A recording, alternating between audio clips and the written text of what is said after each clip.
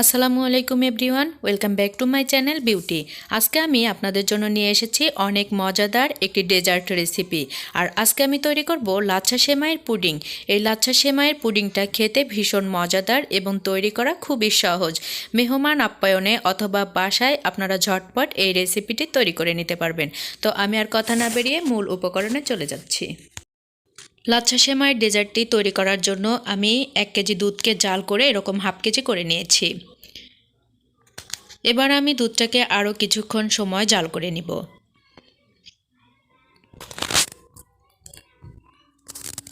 আমি এর মধ্যে দিয়ে দিচ্ছি 5টা সাদা এলাচ, দিয়ে দিচ্ছি হাফ কাপ চিনি। মিষ্টিটা আপনারা স্বাদ অনুযায়ী নিয়ে নেবেন। এবার একটু নেড়েচেড়ে আমি এর মধ্যে অ্যাড করে দিচ্ছি কিছু কিশমিশ। আপনারা চাইলে এতে বাদামও অ্যাড করে দিতে পারবেন।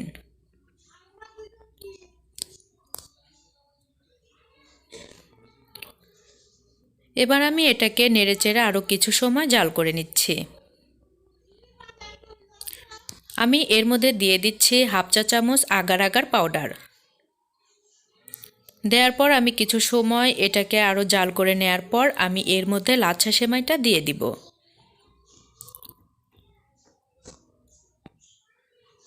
আমি এখানে মেজারমেন্ট কাপের হাফ কাপ লাচ্ছা সেমাই দিয়ে দিচ্ছি।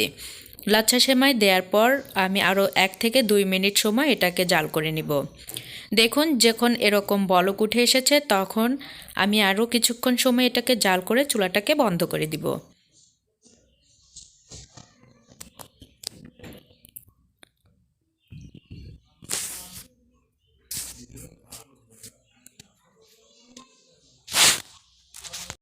চুলাটাকে বন্ধ করে দেওয়ার পর আমি সাথে সাথেই এটাকে কোনো একটা পাত্রে সেট করে নিব।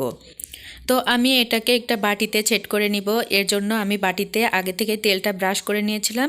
এবার লাচ্ছা সেমাইটা ঢেলে দিয়ে আমি এটাকে ঠান্ডা হওয়া পর্যন্ত অপেক্ষা করব। দেখুন সেমাইটা ঠান্ডা হয়ে গেছে। এবার আমি এর চারপাশ থেকে এভাবে করে কেটে নিচ্ছি। এবার আমি উপরে একটা এরকম প্লেট নিয়ে আমি পুডিংটাকে নামিয়ে নিচ্ছি।